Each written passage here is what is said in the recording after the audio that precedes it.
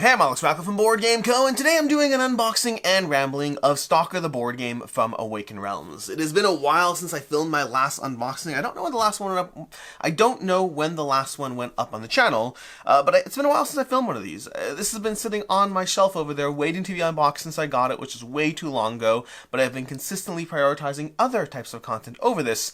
And so finally, here we are with the S.T.A.L.K.E.R unboxing and rambling.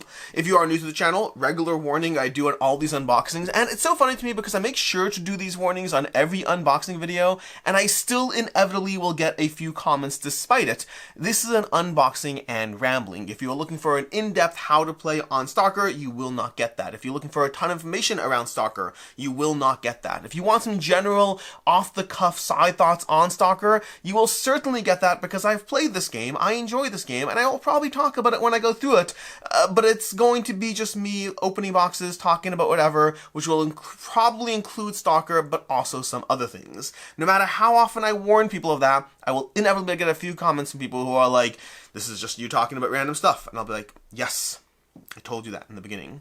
And now, of course, from my community, I'll probably get a few comments from the trolls in my community who like to engage in good fun.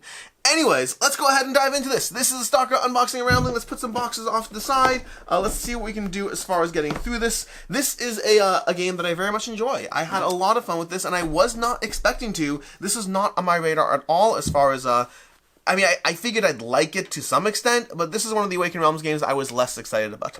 We do have our S.T.A.L.K.E.R the board game over here. We do have our knife. We do not have the coffee because, honestly, I'm feeling a little under the weather, and when I'm under the weather, I try to have a drop less coffee, even though I finally started using my, oh my gosh, what do I call it again? What do you call the cup? Oh my gosh, what do I call my mug? I have a mug that I use to keep my coffee warm, and I'm blanking on the name of this mug, even though I use it all the time. This is going to drive me nuts. Anyways, we have our S.T.A.L.K.E.R the letter over here. Let's go through. We're not going to read the whole thing. Probably not. Dear backer, we are proud to present you S.T.A.L.K.E.R the board game, the adaptation of one of the most iconic post-apocalyptic game series, blah, blah, blah, blah, blah, GSC Game World, blah, blah, blah, artists, sculptors, thank you, support, opportunity to work on the project, beloved universe, full of dangerous mysteries, thank you for joining us in this expedition to the zone, we wish you fortune in each adventure you embark on, thank you from Marcin Svilkart, Paweł Samborski, and Awakened Realms team, the CEO, author, and Awakened Realms team over here, important note, etc., etc., we are going to put this back. Awakened Realms has always done these letters since I've first been unboxing their games. I think it's a nice little extra touch to throw in over there. What is my coffee thing called? It keeps Ember Mug. My Ember Mug. Thank you. Okay, I use my Ember Mug. I love my Ember Mug. I've started using my Ember Mug. I do prefer cold coffee, but if you're having hot coffee, an Ember Mug is the way to go. Anyways, let's go and open this up over here. So, S.T.A.L.K.E.R the board game. When Awakened Realms first announced this one last year, as far as their lineup for the year, I was interested in it, but like only loosely. Like, okay, it's Awakened Realms. I'll be interested in whatever they put out. Honestly, you know what else I wasn't interested in? I also wasn't interested in Lands of Evershade, apparently. So my calls here are off, completely off. Like, so for context, what did they announce along with S.T.A.L.K.E.R? They had S.T.A.L.K.E.R and what was the other big box game? Or was it S.T.A.L.K.E.R?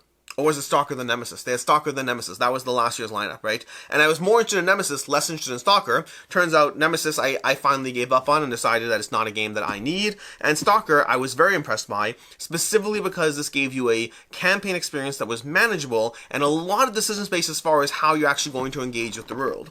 Then this year, they announced, oh my gosh, again I'm going to blank it, Grim Coven and Lands of Evershade. And Grim Coven I was very interested in because I was like, that's an accessible, short boss battler. And Lands of Evershade is their next big box campaign game. I like them, but like I can't play them anyway. Turns out Grim Coven I liked and Lands of Evershade I loved. So I am terrible at calling the Awakened Realms titles over here. We have our campaign binder over here. This is going to give you your zone navigation. You're going on a mission. This helps you set up necessary components. So this looks like it's a little bit like you know, the ISS Vanguard adjacent. We do have punches over here, so it looks like you can actually fully punch this. I don't know if they'll give me the components for that, but that does seem doable over here. S.T.A.L.K.E.R the board game rulebook, our mission guide, and then our zone survival scripts, and this, our map book. We got so many books we don't even know what to do with. Let's start going through some of the books over here. So let's start with the rule book, I think, because I pulled that out first, and also because I'm always interested in how long those are. It's actually not the one I pulled out first. Ooh, there's our gameplay example. What is this? This is a gameplay example. Oh, this is nice. The tutorial helps you set up a simple S.T.A.L.K.E.R scenario and walk you through step by step. I actually like when games do that. I find it's a good way to understand the rules by just walking through what people are doing and how they react. I find it's not a perfect substitute for the rules, but it usually is a good way to get started. We have a S.T.A.L.K.E.R rulebook over here, and again, I have played this, so I will probably do it anyway, because, or maybe I'll skip this and go straight to the rules. I might skip the how to play and go straight to the rules. I might skip the gameplay example, go straight to the rules, because I played this in the prototype form, so I don't know how much changed, and the gameplay might not be as helpful as full rules, just in case there are things that changed that I don't know about. Anyways, we have S.T.A.L.K.E.R the board game over here, page 6. We have starting the campaign on page 7. And again, these are accessible small campaigns. We have our zone exploration and campaign binder, mission step, we have mission map. Okay, this is a lot of rules. Okay, I don't like how many rules there are. This is too much. Playing the mission. Nope, nope. These are long pages. Map radiation.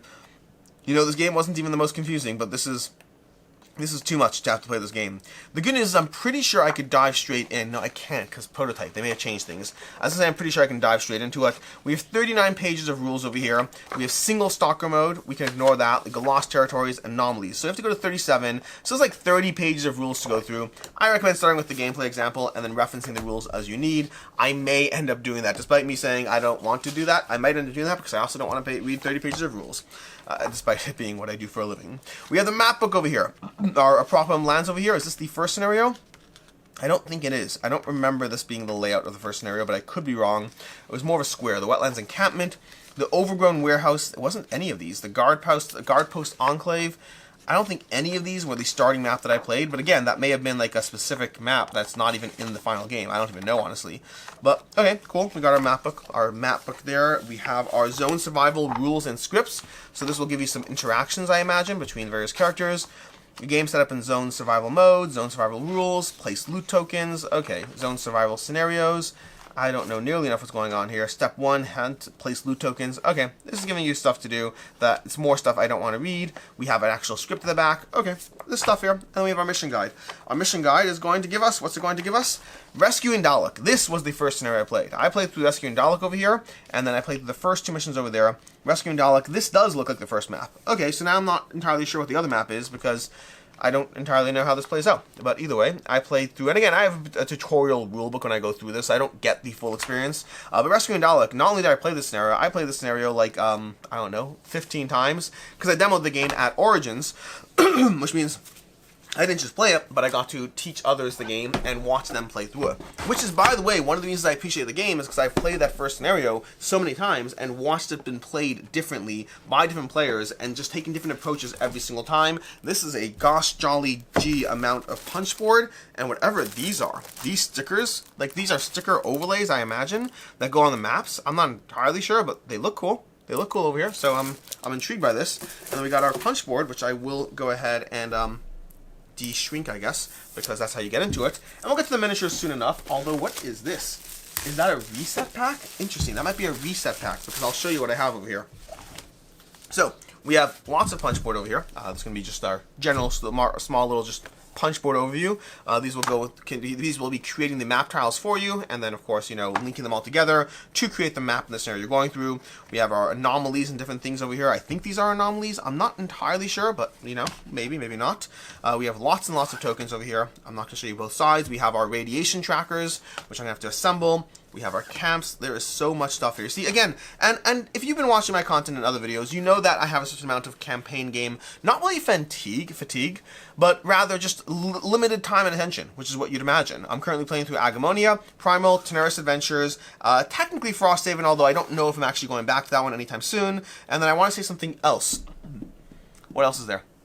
I have already the Path Through Dare Tread showing up. That's going to be an exciting one.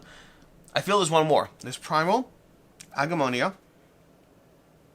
What was the last one I said? Tenaris Adventures.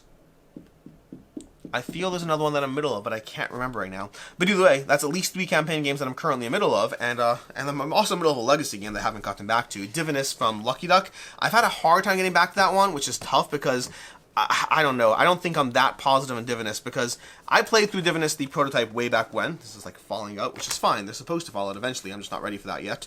I played through Divinus way back when I played through the prototype, and if I recall correctly, I think I gave it a 3 out of 5. I was like, it's a legacy game, so I want to keep playing, but the gameplay itself was very light and didn't pull me in yet.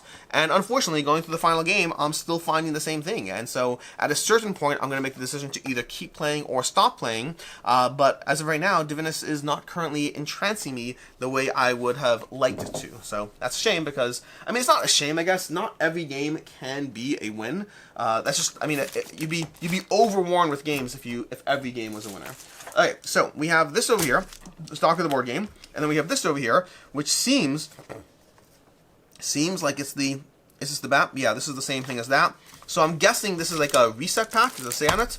This is a Maps and Stickers recharge pack. Beautiful. Okay, cool. Because, in case you put stickers on the board as you go through the campaigns, again, it's useful. I find this useful. Is this also a recharge pack? No. These are legend locations. Oh my gosh. I see, this is the problem. This is the problem. When I got S.T.A.L.K.E.R. So I got S.T.A.L.K.E.R. Oh, is this another recharge pack in here? How many recharge packs do we have? Does the game come with one already and then you have another one on top of that? I like that. I like that level of content over there. So, when I got S.T.A.L.K.E.R., when I first arrived, I said this in like a Patreon member video somewhere. I do have a Patreon, by the way, as well as a Ko-Fi. If you are going to choose one or the other, please choose Ko-Fi. Both of them are amazing and appreciated, but Ko-Fi is better. I get slightly more money from it that way, but if you do want to support the channel. But over on Ko-Fi, I think I said this, I basically got S.T.A.L.K.E.R. when it arrived, and I was a little deflated, because it's one of those games that I actively want to play, and yet I know how many other games I'm trying to play at any given point in time. I'm trying to make sure I stay on top of all the games that are coming in and going out, and just trying to be very, I guess, proactive as making sure things don't get too much into a backlog, which is tricky because inherently some games will get reviewed the week they show up, some games will get reviewed a month later, some games will get reviewed 3 months later, some games will not get reviewed, and it's a year and a half later I have to wonder what to do with those games. It just goes into a queue. I try to play as many as I possibly can, and I get to a lot of them, but not everything gets gotten to right away. The tricky part is with games like S.T.A.L.K.E.R., I already reviewed this back in doing the prototype phase, so I already did the work part of it, and now I get to the enjoyment part, but I actually have to play it to get to the enjoyment part. We have our player dashboards over here. These are a nice level up from the ones I had back in the day, back during the prototype phase. But yeah, S.T.A.L.K.E.R. was one I really enjoyed. Like, if I was lining up, I think I just recently did a campaign purge on my campaign purge video. In that video, I don't remember exactly how many are left, but I think there's around 20 campaign games left in my collection, somewhere in that range, and I'd have to go through them. But if I was picking a top 10, I am 99% sure S.T.A.L.K.E.R. would make the cut. In fact, I think I want to do an ordering. Oh, this is going to be a good video.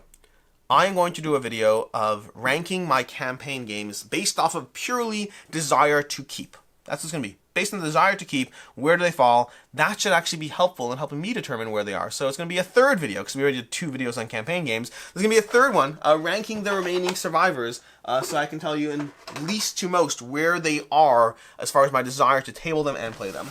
Anyways, we're eventually getting to miniatures over here. We got some miniatures. We got tons of cards here first. Let's go through the cards. Let's see. Does this even come out? I don't know if it comes out. Let's see. Okay, that is going to be picked up, and it's not going to want to come out. Is that even taped on? Was that not taped on? Oh my gosh, that's almost impressive.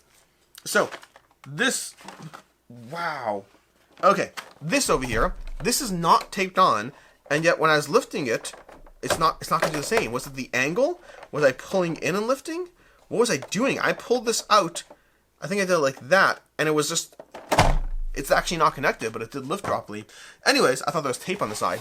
So we have our various missions over here. Rescuing Dalek, The Fray in the Fridge, Whispers in the Run, The Forsaken Lab, Spatial Forge, and A Penny for Your Thoughts. The 3 A's, the 3 B's over here. We're going to have all the cards to them. We're not going to heavily go through these because I guess this would probably be spoiler stuff. We have our characters, so I guess I can do that.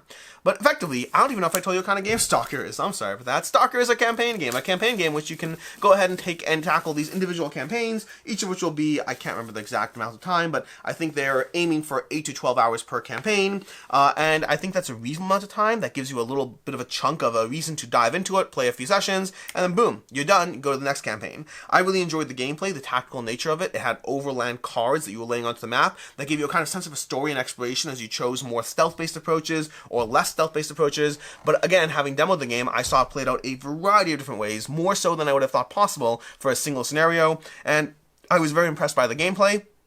The way they made the gameplay different than your typical game over here. So we have all our characters. We have Firecracker, Ayana, Chort, Velet, Taras. We have the various enemies over here.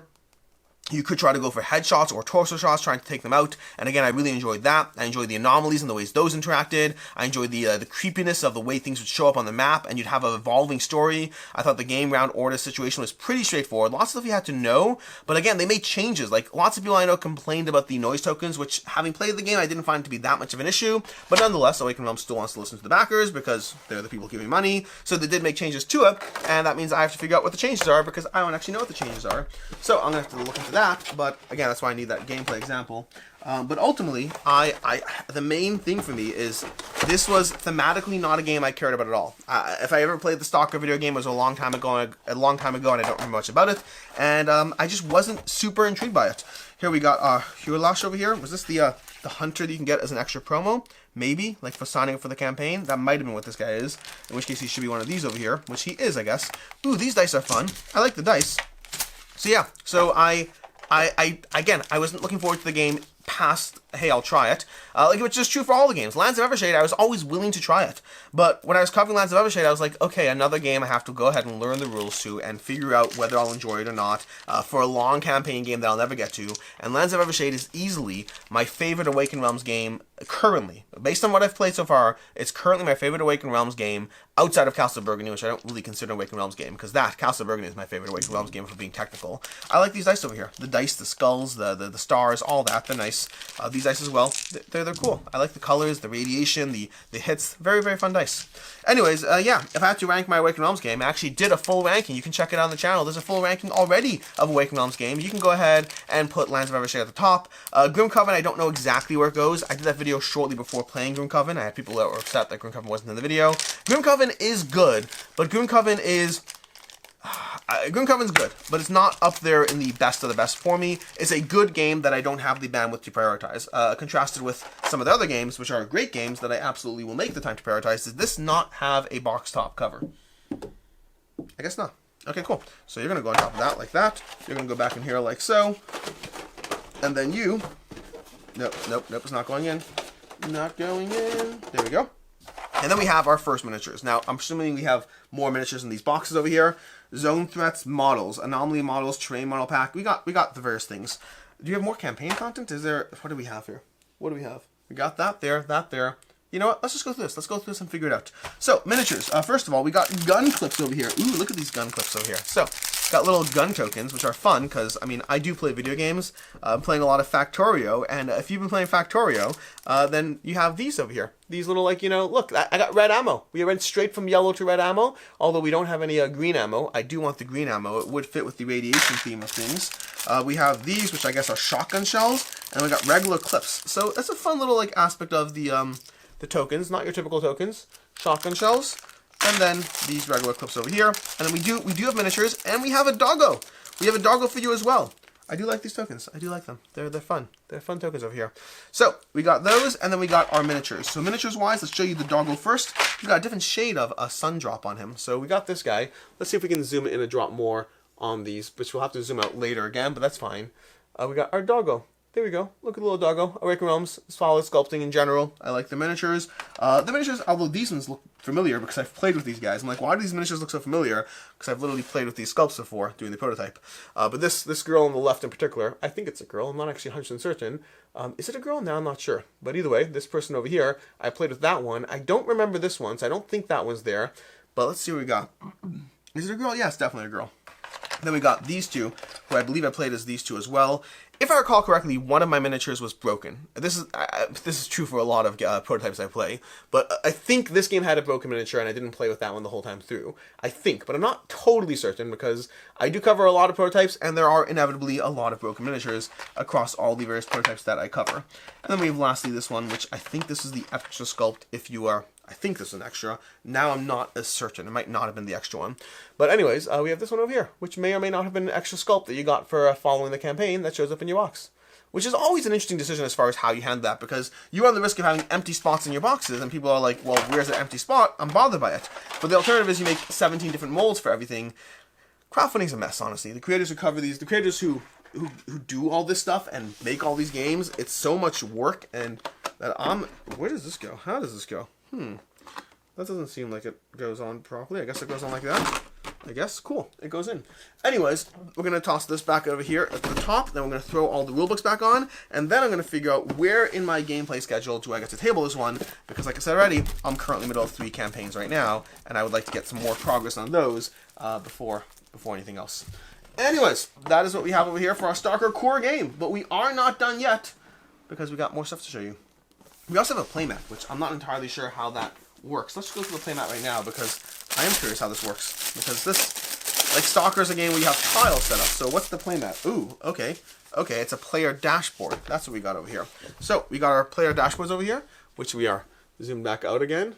There we go. So we got our player dashboards, which I assume is like this, probably. This looks like the player dashboard. So your individual player dashboards, we got 4 of those, which is nice. I like them. Let's just remove those entirely because we don't need to show you all of them. They're the same. So we got those. I'll have to figure out where these store because, again, my issue with playmats is if they don't fit in the box, I'm always inherently less interested in them. And then we have this, which is what? What is this? This to track the enemies.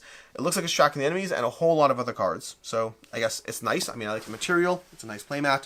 But the same problem with playmats always exists, which is the storage of it. It's already enough to deal with storage of any of these things. If they don't fit in the box, and I don't think... Can I fit this in the box on a wide angle? So if I did this over here, for example, this could fit in the box. Ooh, problem solved. We got playmats in the box. Because I'm pretty sure I can get all these playmats in the box depending on what inserts I throw away. And this is a game where I'm comfortable throwing away inserts because I like this game and plan on keeping it for quite some time. There's never a guarantee how long a game sticks around. But like, for example, the Great Wall, still here. Tainted Grail did leave because I'd rather play the new one than the old one. I feel they made changes that get rid of the grind. I'd rather just play that. Although I've heard good things about the story, but this has limited bandwidth. There's, what else do I have? I still have Lords of Ragnarok. Lords of Hellas did eventually leave. I still have Tamashii, but Tamashii, honestly, Tamashii's one I don't think I'll be keeping. I think Tamashii, once I play it enough, I'll probably get rid of it. I liked it, but I like other games better. So again, just hard choices, limited bandwidth, and all of that.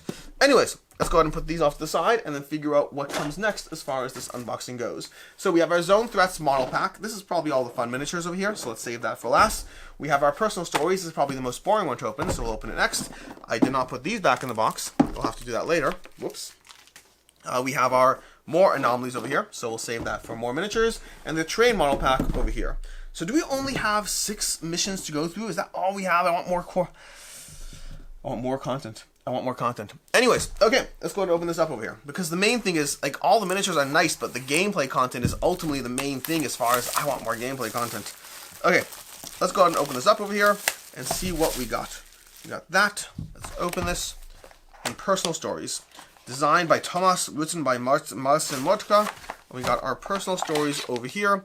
Our backgrounds over here. So we got our little character cards. Oh, these are so you can replay them, I guess. Oh, we have 2 pads of these. And that's going to have personal stories for each of them. Oh, so each character gets 4 iterations of their personal story, it looks like. So you can play this 4 times in theory with each character, which I like. That's a good amount of variety.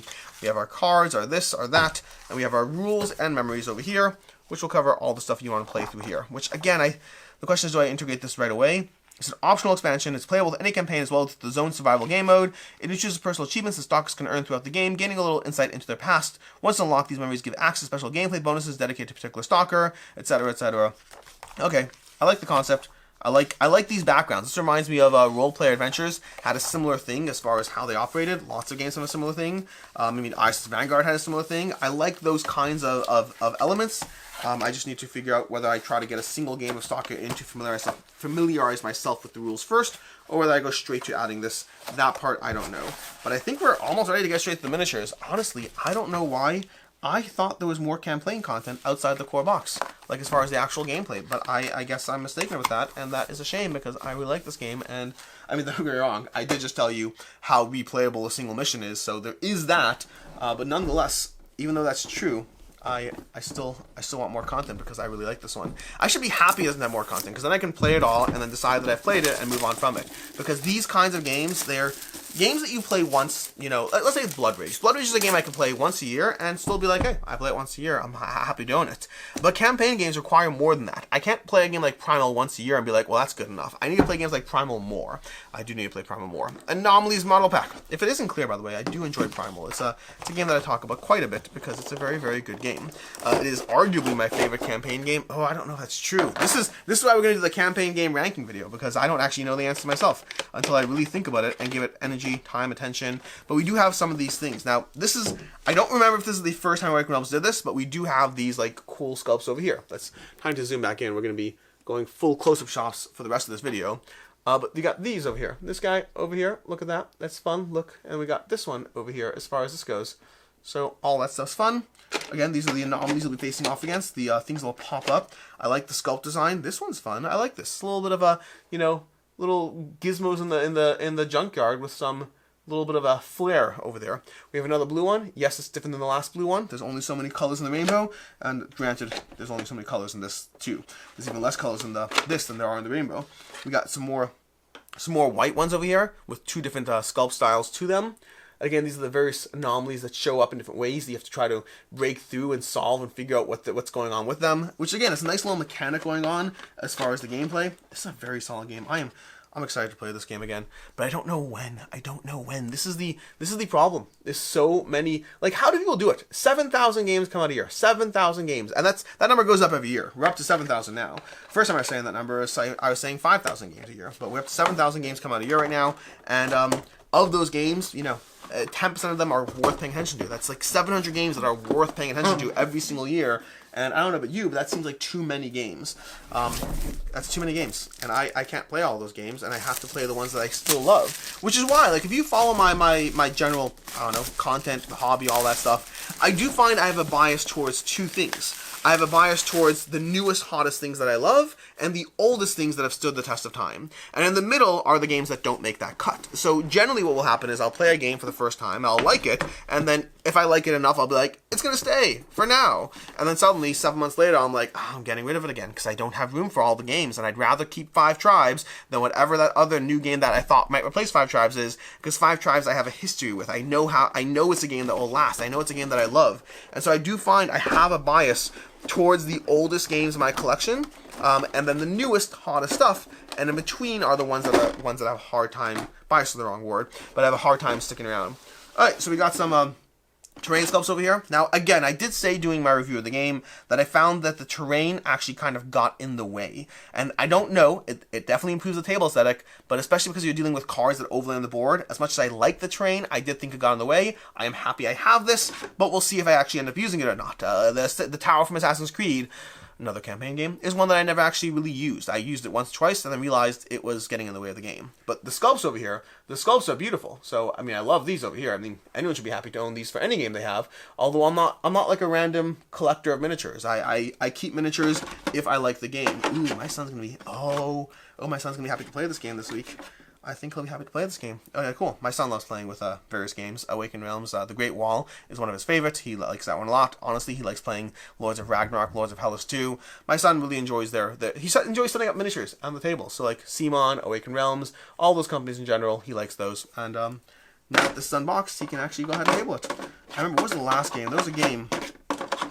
This one isn't going in the way I wanted to. There we go. This was, what was the game that I unboxed last? There was a game that showed up that I unboxed.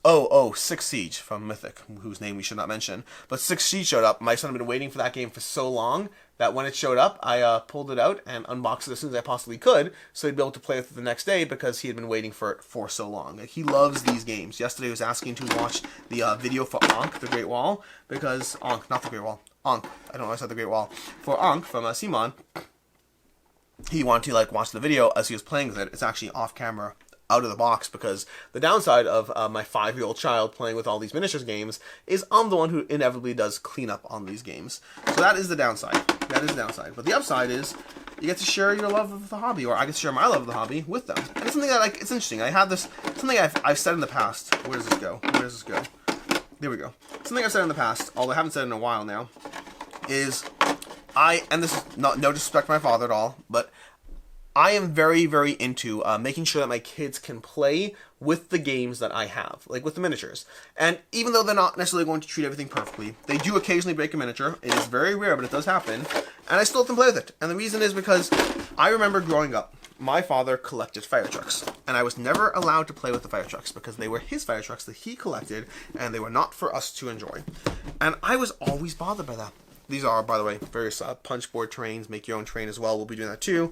My son is going to make me do this, which is, I guess, the motivation to get it done.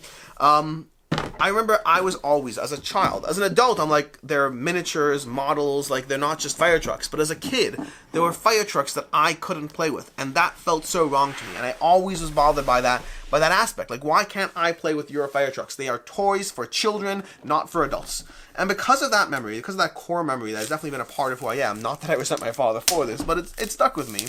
I've always been very, very mindful that my kids always get to play with my board games. They are toys. They're not for adults. Granted, they are for adults, but conceptually to a child, they're not necessarily for adults. And I don't want to be like, hey, here's all these miniatures, and you can't play with them. They go on the shelf where daddy doesn't play them enough. That's not what I'm going to do. And so I have that aspect of making up for my own situation of not understanding the difference between a adult toy and a kid toy.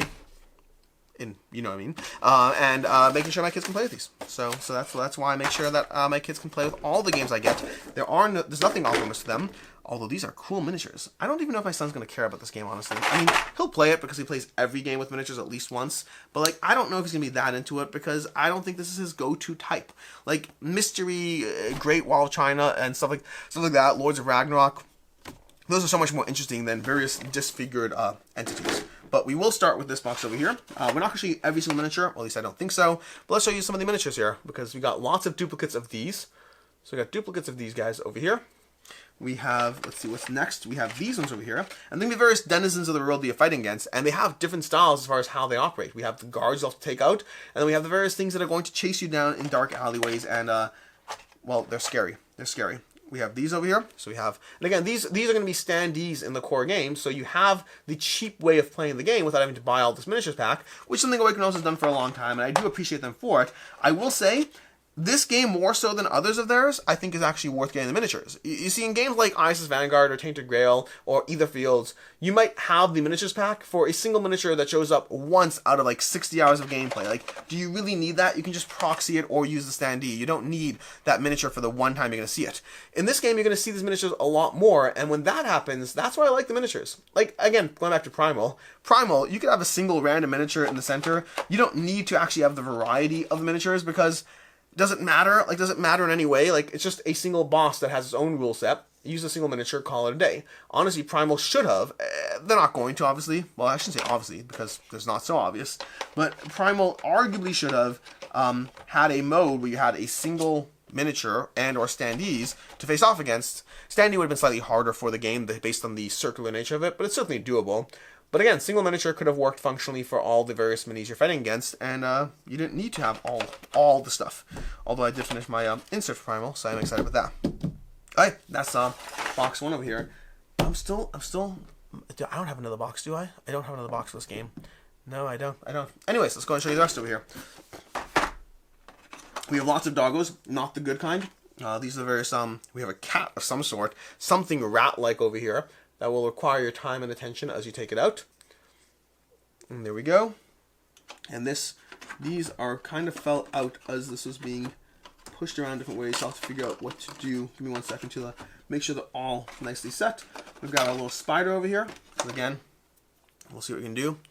We got these, little spider, and then this little dead guy. He does not look healthy. He looks like, oh, it's a spider preying on a body. That's definitely not healthy. Definitely not healthy. Then we have over here, let's see, we got these guys, which are more medium-ish. I'm trying to figure out what to show you last. I know which I like showing you last. We got these various little entities to take you out. There we go. Yep, nothing too crazy over here. And then we have, what else do we have? Then we have this and this. I'll show you these guys. This guy's from the prototype. I remember this guy. This guy was a big bad guy who we had to deal with.